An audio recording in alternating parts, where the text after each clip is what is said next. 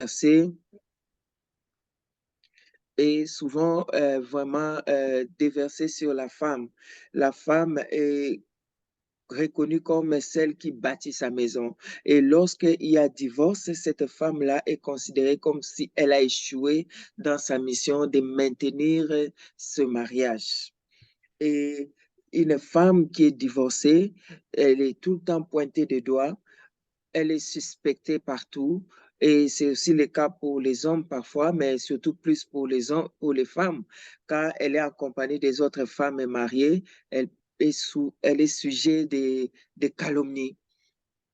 Et, et même si elle était en compagnie d'un homme, cet homme-là qui est marié à côté d'une femme divorcée, on la suspecte. Qu'est-ce qu'elle fait à côté de mon mari? Qu'est-ce qu'elle fait à côté de mon fiancé? Parce qu'on sent que cette femme, elle est libre, donc elle peut prendre un engagement avec n'importe quel homme. On dirait qu'elle perd son respect, sa dignité est partie avec son divorce. Qu'elle ait tort, qu'elle ait raison, cela importe peu. Donc, elle perd sa place, au fait, dans la société. Aujourd'hui encore, nous avons le bénéfice de vivre dans les pays étrangers où on comprend un peu mieux les circonstances des divorces, mais sinon, dans nos pays, dans nos cultures, les divorces, vraiment, la femme impacte beaucoup. Et, et souvent, c'est elle qui garde les enfants. Donc, partout où elle ira, elle est limitée dans tout ce qu'elle peut faire parce qu'elle a des enfants qui appartiennent à un monsieur qui n'est plus dans sa vie. Et même si elle voulait s'engager ailleurs, tout le monde voudra savoir son passé et tout le temps affiché devant elle. Si une femme qui a vécu, qui a connu plusieurs hommes sans enfants, s'est placée là, elle peut donner toute une histoire. Hein. Je ne connais qu'une seule aventure. Mais une femme qui a des enfants, son histoire, c'est comme si son CV est toujours affiché devant elle. Et c'est et les hommes aussi, une femme sérieuse qui est approchée par un homme divorcé, en tout cas, il aura aussi des fils à retordre parce que tout le monde veut connaître ton histoire de passé, veut savoir pourquoi tu as divorcé. Et bien entendu, on va écouter seulement ta partie. On ne va pas écouter la partie de l'autre. Donc, il y a toujours cet espace-là qui est resté vide que n'importe qui peut compléter les dots, dots, dots. Parce que toi, tu peux donner ta version des faits, mais personne n'a accès à ton partenaire. Admettons, tu es un homme divorcé, tu approches une autre femme que tu veux envisager une vie avec. Ce n'est que ta version que cette femme-là va avoir. Elle n'aura pas la version de ton ex-femme, si je peux le dire ainsi. Et elle est maintenant libre à elle de compléter les dots là où il y a les vides. Parce que est-ce que tu me dis toute la vérité telle que cela a été? Point d'interrogation. Donc, tu es toujours sujet de doute. On est toujours en train de douter sur toi. Donc, sur le plan social, ça affecte la personne, ça affecte ta personnalité, ça affecte le respect que tu avais, même devant les gens qui te regardaient, comme référence, qui pouvaient t'approcher facilement pour des conseils.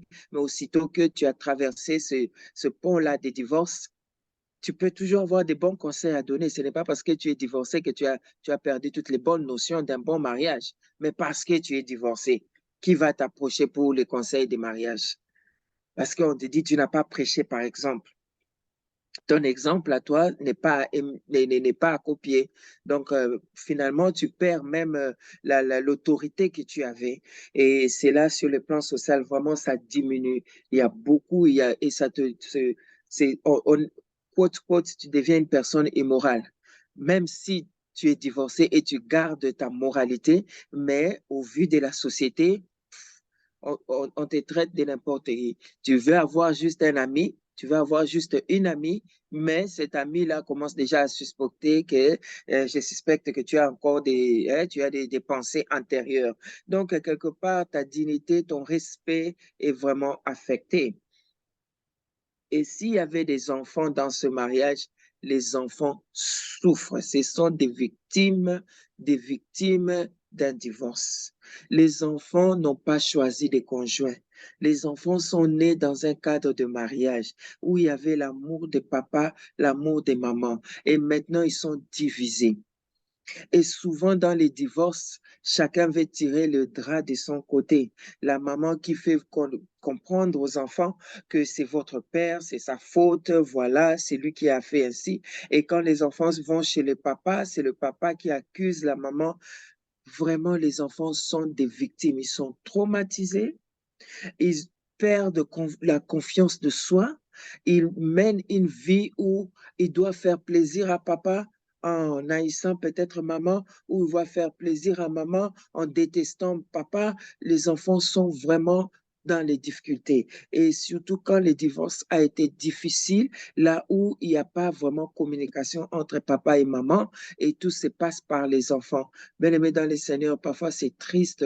Tu vois un enfant qui dit, maman avait dit, hein, si tu passes, tu dois nous donner l'argent pour acheter les chaussures, on n'a plus de chaussures. Et les papas qui disent, allez dire à votre maman, hein, quand j'aurai l'argent, je vais acheter. Pour le moment, je n'ai pas d'argent. Donc, l'enfant devient le, le, le go-between. Il est là. C'est lui maintenant qui joue le rôle d'aller pacifier maman. Parfois, les enfants, ils ont ce que moi j'appelle, il y a la pseudo-croissance. Ils deviennent adultes avant leur âge. J'ai vu ça dans les counseling plusieurs fois. Les enfants qui sont devenus réservés, calmes. Au fait, ils veulent faire l'enfant, ils veulent jouir de leur enfance. Mais à cause de cette situation de divorce, les enfants sont obligés de grandir vite. Il sait que si je donne ce rapport à papa, ça va enflammer la situation. Donc, je dois maquiller la vérité. Et ils savent que si je dis ce que j'ai vu chez papa auprès des mamans, ça va enflammer la situation. Je dois maquiller. Ils apprennent à mentir, au fait, à cause de cela. Et beaucoup d'enfants, ça leur conduit à la rébellion. Ils se rebellent contre l'autorité parentale, ils se rebellent à l'école, ils doivent exprimer cette frustration d'une manière ou d'une autre. Ils peuvent exprimer ça au niveau de l'école, ils peuvent exprimer cette frustration dans leur comportement, même au niveau de la maison. Donc, sur le plan social, l'impact des divorces est vraiment assez considérable. Si, à cause de temps, nous devons passer sur l'espace spirituel. Bien-aimés, si nous lisons dans les livres de Luc, Luc chapitre 16, verset 18. Luc chapitre 16, verset 18. Nous allons le lire rapidement parce que je vais seulement épingler cela par rapport au spirituel. La Bible dit, la loi, Luc chapitre 16, le verset 18, quiconque répudie sa femme et en épouse une autre commet un adultère. Et quiconque épouse une femme répudiée par son mari commet un adultère. En d'autres mots, je veux dire que c'est un piège. Le divorce vraiment vous met dans un piège. Une fois divorcée, cette femme qui est répudiée, elle n'a pas le droit d'aller se marier. Si elle se marie, elle devient une adultère. Et celui qui le marie devient aussi adultère. Donc, sur le plan spirituel, elle va vivre dans ce péché d'adultère tout au long de sa vie. Et cet homme qui a répudié sa femme, qui va se marier, lui aussi devient un adultère.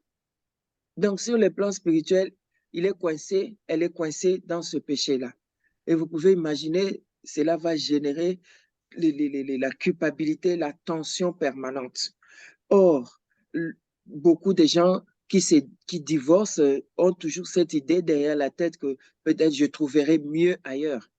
Or, la Bible met cette barrière-là. Tu ne trouveras pas mieux ailleurs parce que le mieux que tu vas aller trouver ailleurs, la Bible dit tu vas vivre avec elle ou bien tu vas vivre avec lui en état d'adultère. Et toi, tu es chrétien.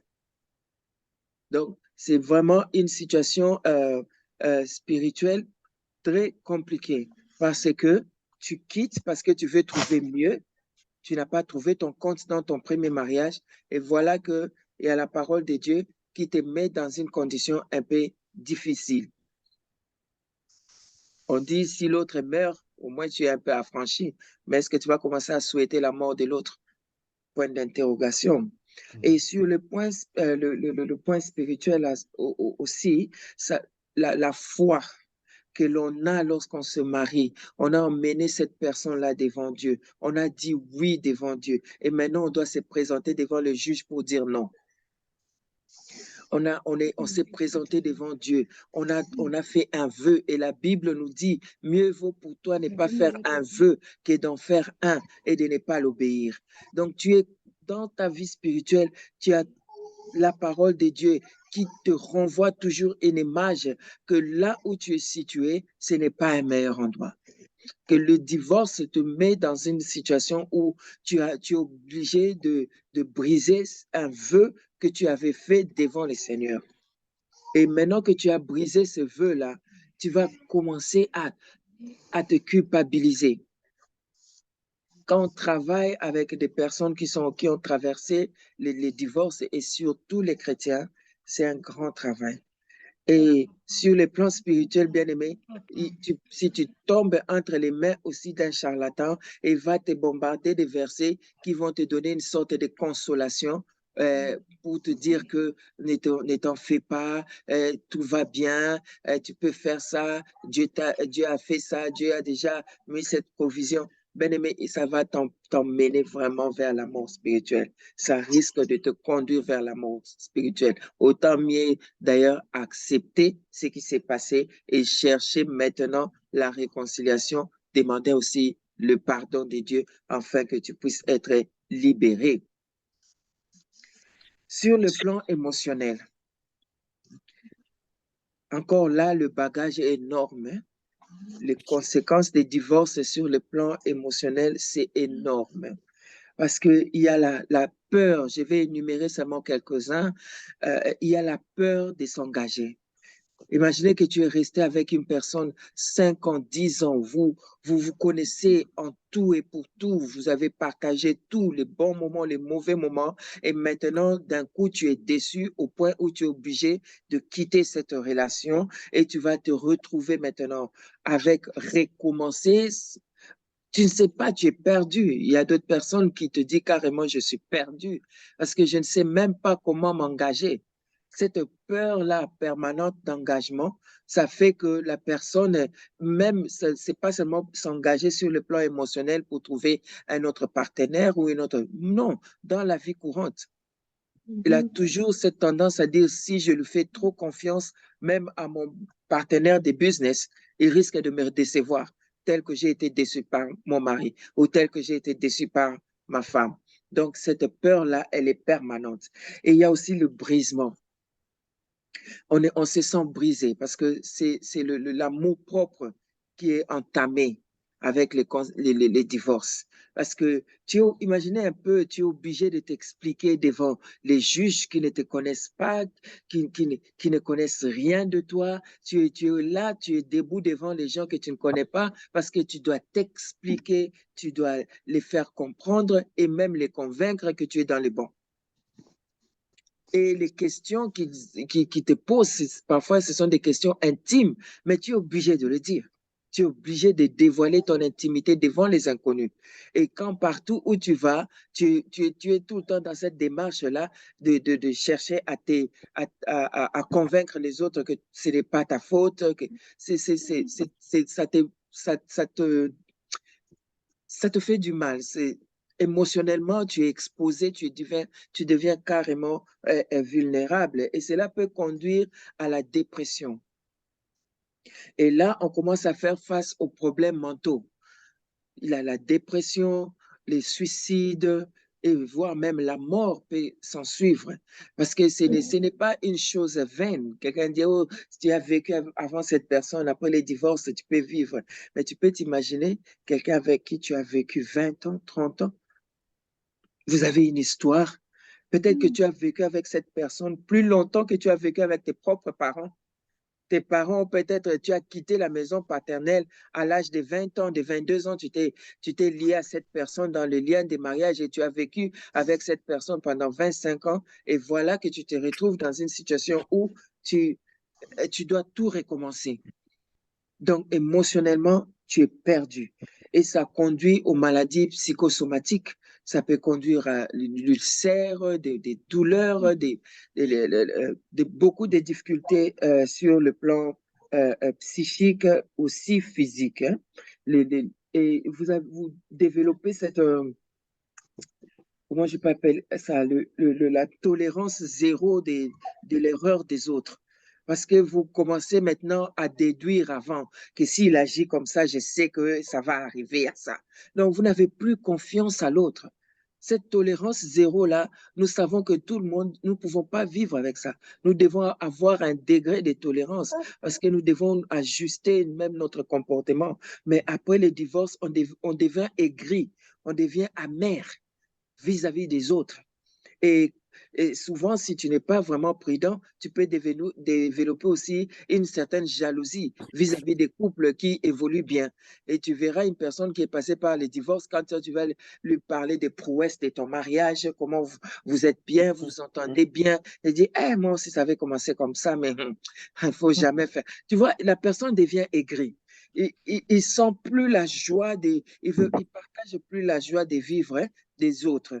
Leur couple marche bien, leur couple avance très bien. Ça, au lieu que ça lui renvoie une image positive, ça commence à lui renvoyer une image négative. Faut toujours faire attention, vous savez. Ça, c'est toujours comme ça, mais on ne sait jamais comment ça finit. Moi aussi, j'ai vécu des moments comme ça, mais quand je pensais qu'on allait très bien, c'est au moment où. Donc, tout le temps des références négatives, même si on lui a amené des histoires positives. Donc, ça démontre déjà que émotionnellement, cette personne est malade. Et aussi, ça donne aussi les blessures intérieures. Vous savez, nous avons dit que les blessures intérieures sont parmi les causes des divorces, mais elles sont aussi au même moment les conséquences des divorces. Après les divorces, on développe aussi ces blessures intérieures. On a tellement été choqué à l'intérieur de soi et ça laisse vraiment des séquelles. Et des séquelles, si c'est pas bien géré, ça va vraiment affecter le reste de sa vie. Et, bien aimé, je veux épingler sur quelque chose ici. Nous devons faire très attention. On doit pas dire que parce que c'est là arrivé sur le plan affectif, c'est mon mariage, ça ne peut pas affecter mon travail, ça ne peut pas affecter. Non, ça affecte toute la vie. Ça affecte partout. Oui, c'est le mariage qui a, ça l'a pas, quand tu n'es pas bien dans ta tête, tu as la dépression, mais ton travail en pâtit. Mais tes autres relations avec tes amis aussi en pâtit. Ta relation avec Dieu aussi souffre parce que sur le plan psychique, tu n'es pas bien à cause de à cause du divorce. Et l'implication sur le plan financier, c'est encore terrible. Nous connaissons les lois, surtout dans, en Europe, quand il y a divorce, tout ce que vous avez eu en commun, vous devez partager ça en deux. Et même si l'autre n'amenait pas autant financièrement que l'autre, devant les juges, c'est 50-50, c'est 50-50. Peu importe les années que l'autre a fait dans le chômage, mais on va regarder ce que vous avez comme famille et les diviser. Donc, financièrement, ça va vous coûter.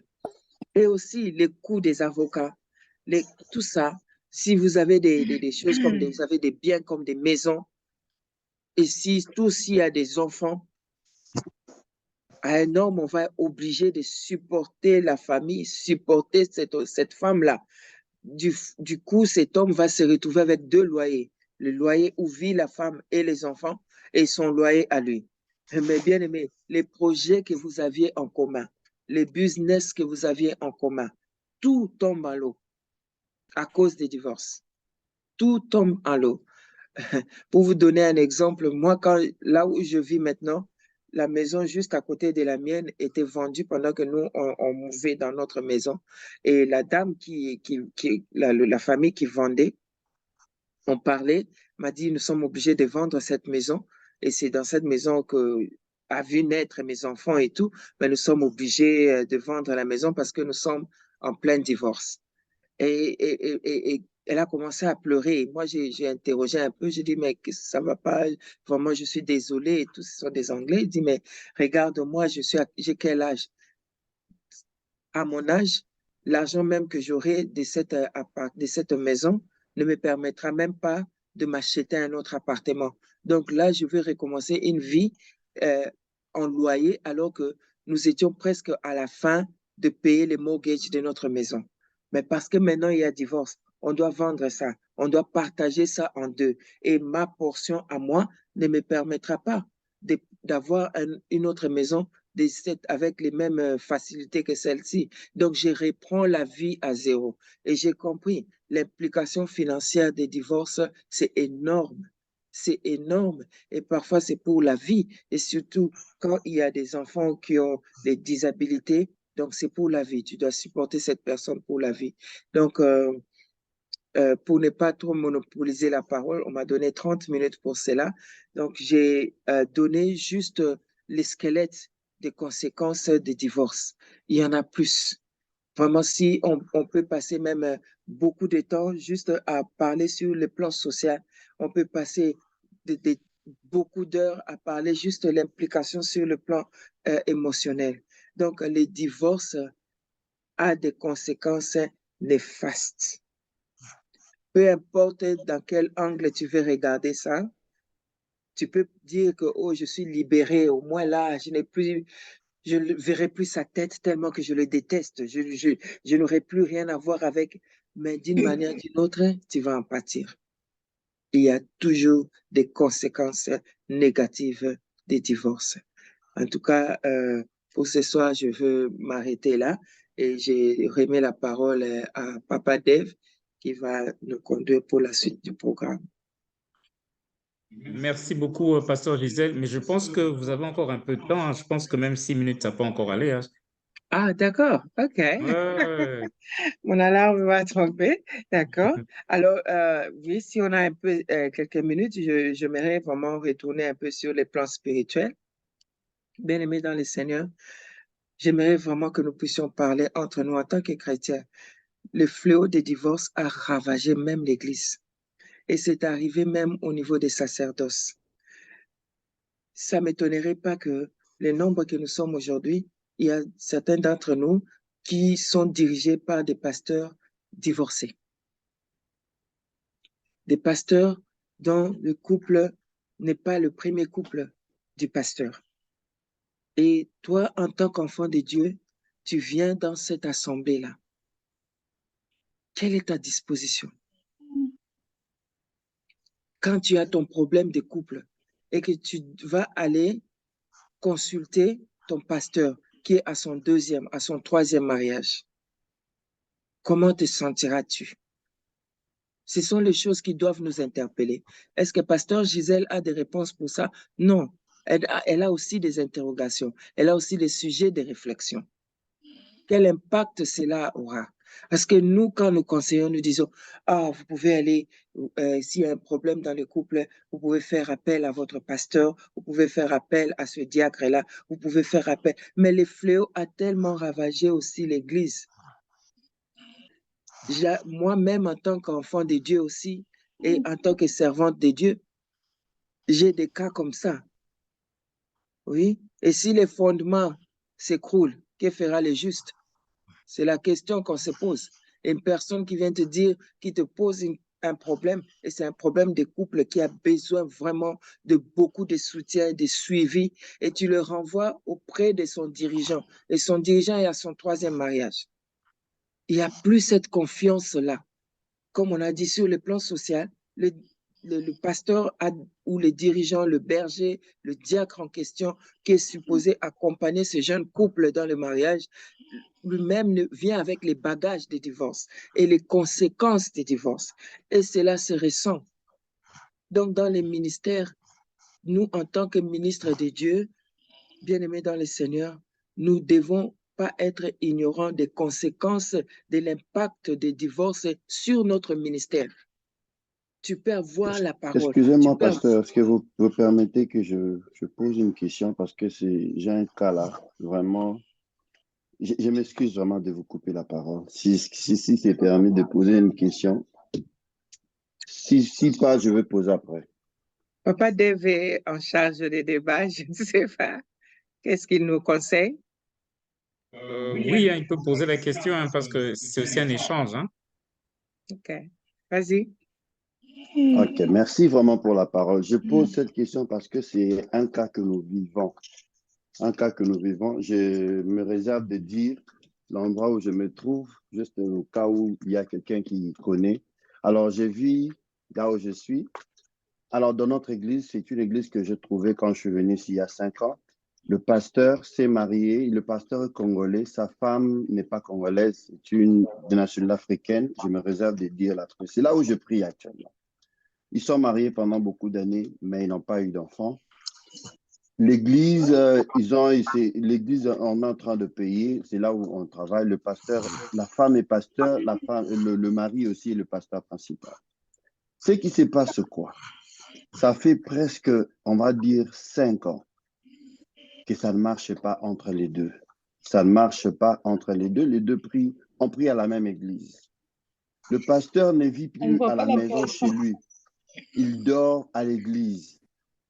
Séparation de corps, ils ne se parlent pas. Et actuellement, je vous parle, ça fait, comment dire, je peux dire un temps où, je peux dire 2 ou 3 mois que la femme ne vient plus à l'église. Alors, il y a du bruit. Ce qui est vrai, c'est quoi? Il y a séparation de corps, mais les gens viennent à l'église, ils font semblant d'être ensemble. Qu'est-ce que vous pouvez conseiller? Je sais qu'ils sont des hommes de Dieu, ils savent que la parole de Dieu ne leur permet pas de se divorcer, mais il n'y a plus de contact apparemment. Il n'y a plus rien. C'est un divorce masqué. C'est un divorce semblant.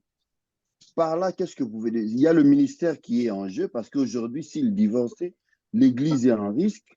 Vous voyez, je crois que tous ces enjeux-là, c'est comme le pasteur se sacrifie, il dit que non, en fait, je suis obligé de ne pas divorcer. Mais en réalité, c'est un divorce consommé, mais couvert, masqué. Parce que les deux, il n'y a plus de l'amour, il n'y a plus de la cohésion. À maintes fois, le diacre, l'ancien de l'Église, les amis ensemble, OK, essayez d'arranger. C'est toujours ceci, c'est là. Mais ça ne s'arrange pas.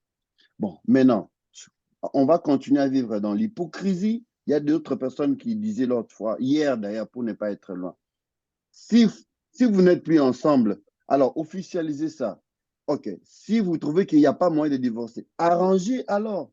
Alors, dans cette situation-là, qu'est-ce que vous pouvez donner? C'est là où j'ai pris actuellement. Et c'est une situation qui est courante, là où je vous parle. Moi-même qui vous parle, j'ai parlé avec le pasteur il y a 2 jours parce qu'on a une activité. Je lui ai dit, pasteur, moi, je suis évangéliste à l'église. Il y a des gens qui m'appellent. Ils demandent pourquoi on ne voit plus maman pasteur. Ça fait 3 mois. Qu'est-ce qui ne va pas? J'ai dit au pasteur, moi, je ne peux pas vous casser. Je sais qu'il y a des problèmes, mais essayez de faire quelque chose. C'était un peu ça ma question parce que les hommes de Dieu, là où je prie, on est entre le marteau et l'enquille, on ne sait pas se positionner. Qu'est-ce qu'on peut faire? Souvent, nous, on va vers les pasteurs, mais quand les pasteurs ont des problèmes, ils iront où? En bref, c'est ça. Quand vous avez soulevé le problème du ministère, là, je me suis dit vraiment, permettez-moi de poser cette question parce que c'est la situation actuelle que j'ai vue dans mon église. Merci beaucoup. En tout cas, merci beaucoup, papa. Pasteur Gisèle, est-ce que c'est possible d'essayer de répondre même en 2 minutes? Et je pense que, je ne voudrais pas anticiper, mais je pense que Papa Rudy et Maman Nano, probablement qu'ils vont prévoir d'autres séances parce que on sent que vous avez beaucoup à dire concernant les conséquences du divorce. Voilà. OK. OK, merci beaucoup. Rapidement, par rapport au cas que le pasteur, le frère, l'évangéliste vient d'émettre, hein, moi, je pense qu'il doit y avoir, il y a un conseil de l'Église. Si vous dites que vous allez le voir, vous savez déjà qu'il y a un problème. Le conseil de l'Église doit asseoir les deux. Si la femme aussi est pasteur, le papa aussi est pasteur, asseyez-les les deux. Vous avez les règlements de l'Assemblée. Vous avez les règlements d'ordre intérieur de l'Assemblée, ce qui gouverne cette assemblée. Dans un cas comme ça, les diacres sont les propriétaires de l'Église. Les diacres peuvent dire, pasteur, dans ces cas comme ça, au lieu que nous puissions frustrer le ministère, l'œuvre de Dieu, vous deux, asseyez-vous, allez voir des counselors, on vous donne des counseling, qu'on vous aide. Pendant qu'on vous aide, les diacres prennent la relève pour diriger l'assemblée. Pendant que le pasteur et son épouse sont en train de suivre un traitement. Je pense que counseling, ça fait partie du traitement.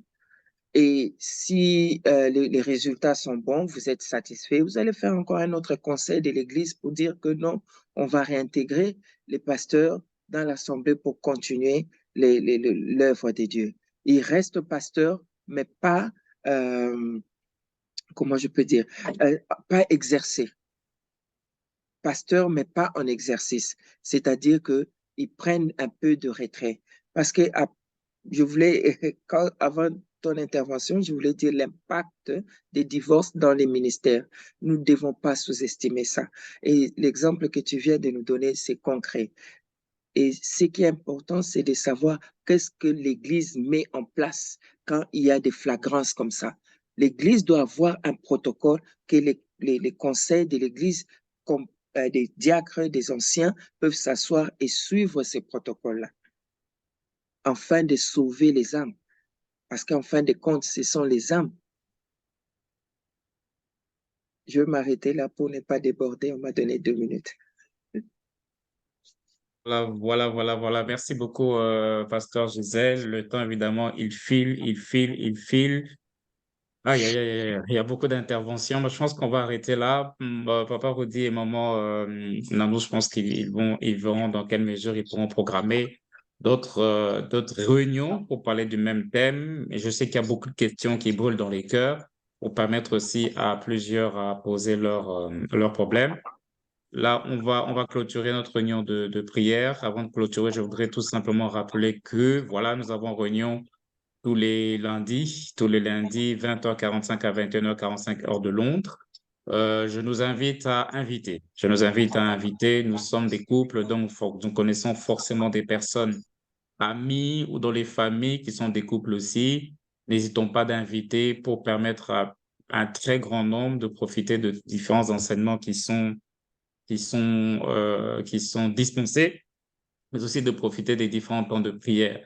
N'invitons pas que des couples qui ont des problèmes, même les couples qui vont très bien, même les couples qui semblent aller très bien. Nous avons tous besoin de recevoir des enseignements parce que, comme l'a dit le pasteur Gisèle, on reste étudiant éternel. Ce sont des choses qu'on doit écouter, qu'on doit écouter pour garder ce qu'on dit la awareness, c'est-à-dire pour rester vigilant. Voilà. Alors, nous allons bénir le Seigneur pour ce que nous avons entendu. Oui, Papa Rudy.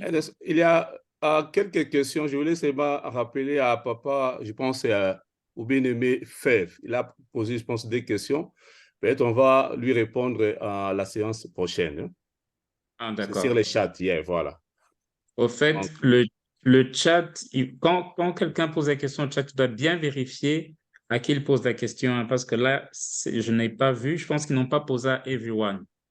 Il y a quelque OK. part tout, il faut sélectionner. Probablement qu'ils ont sélectionné seulement. Anonyme, yeah, voilà. Donc, Voilà. ça, yeah, C'est mieux de sélectionner to everyone, comme ça la question sera visible à tout le monde, pour tout le OK. monde. Ce que je vais faire, attends, je vais prendre les photos, puis la semaine prochaine, les lundis prochains, Maman Gisèle peut répondre à ces questions. Voilà. D'accord. Donc, c'est bon. Je te donne la parole, papa. Merci. OK. Alors, pour résumer un peu, sans entrer dans les détails, pour résumer ce que mon Gisèle nous a appris aujourd'hui, c'est que elle a subdivisé les conséquences du divorce en quatre catégories: sociales, spirituelles, émotionnelles et financières, pour dire que le divorce affecte tous les secteurs et tous les domaines de notre vie. Alors, nous allons prier pour clôturer dans 2 directions. Nous allons prier. Si dans ton couple tout va bien, demande au Seigneur de te préserver du divorce, de t'épargner du divorce. Mais pour être épargné du divorce, c'est pas seulement Dieu qui doit faire le boulot. Nous aussi, nous devons faire le boulot. Mais la deuxième facette, c'est que si tu connais des problèmes et que le mot divorce commence à être prononcé, demande au Seigneur d'intervenir et demande au Seigneur de te donner le courage d'en parler aux personnes qui pourront t'aider. Maman Gisèle est là, elle est dans le counseling, voilà, elle peut être disposée également. Mais si nous connaissons aussi des couples qui ont des difficultés, voilà, notre frère évangéliste nous a parlé de son pasteur. Il a posé le problème parce que c'est quelque chose qui lui fait du mal, qui le dérange. Si nous avons des amis ou des connaissances qui traversent des situations difficiles, des menaces de divorce, ne soyons pas insensibles. Prions et au besoin, allons même vers eux pour les encourager. Élevons nos voix et prions le Seigneur. Alléluia. Seigneur, notre Père Dieu, éternel et Dieu Père, Tout-Puissant, nous merci beaucoup proposons parce que ce ton soir, grâce, tu as Seigneur, utilisé, notre Dieu. Seigneur, ta servante, Merci, Pasteur éternel, Gisèle, notre pour Dieu, Yahweh, nous pour Maman parler, Gisèle que nous tu parler as, des choses tu as profondes au bien Dieu parmi d'Israël. tes Au affaires qui fait, t'ont nous prêté, ouvrir Seigneur. les yeux pour Seigneur, nous avoir, te Père disons éternel, une merci. vue Merci complète du infiniment. divorce. Merci, Oui, éternel parce que Yahweh. souvent, Père éternel, Seigneur, le nous disons divorce est éternel, vu notre Dieu. comme une Ô solution. Père éternel, Oui, notre on Dieu. pense qu'avec le divorce, on sera libre. Mais avec Yahweh ce que l'on éternel, a notre entendu, Dieu. Père Gloire éternel et soit Dieu ta vie dans nos Tout-Puissant, vies, Seigneur. quand on voit Nous les prions pour conséquences sur le nous, plan éternel, qui social, ont des problèmes, Seigneur. spirituel, Interviens, Seigneur. émotionnel et Yahweh financier, il éternel, n'y a nous point prions, de éternel, liberté notre là-dedans, Dieu. Seigneur Yahweh Dieu. aussi pour les Voilà couples pourquoi qui je n'ont pas prie, de Seigneur problème. Dieu, pour que tu Seigneur préserves Yahweh mon éternel, couple du protège, divorce. garde-nous fidèles à Quoi toi, qu'il arrive, éternel. éternel, Yahweh que ce éternel, mot que ne ta soit même grâce pas prononcé dans nos éternel nous lèvres au nom accompagne, de Seigneur. Jésus. Je prie, Protège, Père éternel et Seigneur. Dieu Tout-Puissant, Sois pour éternel, les notre couples dans foi lesquels éternelle. la tempête Il est souffle. gloire Tout à l'heure, Dieu, nous avons Seigneur. prié. Que ton nom Et nous soit avons pris béni. autorité Que sur ton la nom soit tempête. élevé. Oui, Oh Seigneur, Dieu, interviens merci pour pour que tout. ces Que couples qui ton nom sont soit béni, menacés de éternel. divorce ne Dieu, connaissent pas le tu divorce. Pour resteras que tu Dieu empêches le d'éternité, divorce, Père Seigneur. éternel, de venir Oh, merci, pénétrer, Seigneur. d'entrer dans la maison. Merci Alors pour que le tout. divorce est en train de Merci frapper à pour la tout, porte. les rois. Père éternel et Merci Dieu parce que Tout-Puissant, oui, Seigneur. interviens, ô Dieu, Alléluia. afin que ce Oh, divorce merci, n'entre Seigneur. pas dans la maison. Merci, Mais éternel. Père, je prie, Seigneur, pour tous tes serviteurs, ceux Oh, qui sont merci, censés Seigneur. être de modèles, mais qui, Père Alléluia. éternel, connaissent également ce problème de divorce. Père Merci, éternel, Seigneur. interviens et fais grâce, je t'en supplie. Alléluia. Merci, Jésus. Alléluia. Père éternel et Dieu Tout-Puissant, merci beaucoup pour la réunion de ce soir où tu nous as fait du bien. Merci d'avoir utilisé, Seigneur, ta servante, Pasteur Gisèle. Merci pour les questions qui ont été posées. Saint-Esprit, nous avons reçu un enseignement et nous avons prié. Je prie maintenant, Saint-Esprit, pour que tu transformes tout ce que nous avons reçu en paroles de vie. Que ces mots, Seigneur, que ces choses que nous avons entendues deviennent paroles de vie. De sorte que chaque fois que le malin viendra pour vouloir nous séduire, nous tromper, dire des choses à nos oreilles, que cette parole, Seigneur, nous revienne en mémoire et que nous utilisions cette parole pour nous opposer à toute tentative de séduction et à tout piège de l'ennemi qui veut nous pousser au divorce. Père, je prie, le divorce est une situation très compliquée. Il y a des victimes de divorce. Il y a des gens qui veulent rester dans leur mariage, mais c'est le conjoint qui veut le divorce et qui veut même pousser au divorce. Seigneur, dans certaines situations, nous avons juste besoin de ton miracle. Agis, agis. Père, regarde comment ton Église a été souillée, dévalorisée, rabaissée, a perdu même de puissance à cause de cette histoire de divorce. Interviens, je t'en supplie. Et pour les couples qui sont déjà divorcés, qui sont déjà en plein dedans, rien n'est impossible. Jésus-Christ, tu nous as appris cette parabole de l'enfant prodigue. S'il te plaît, pour les couples qui sont déjà en divorce, tu peux faire quelque chose et les ramener, Père éternel, à la raison et recoller le morceau. Fais-le, s'il te plaît. Entre tes mains, je te confie notre nuit. Je te confie, Père, le reste de la semaine. Que ta bonne main soit sur nous. C'est au nom de Jésus que nous avons ainsi prié. Amen. Amen. Amen. Tu vas acclamer le Seigneur. Amen, Merci. amen, amen, amen. Merci. Merci beaucoup.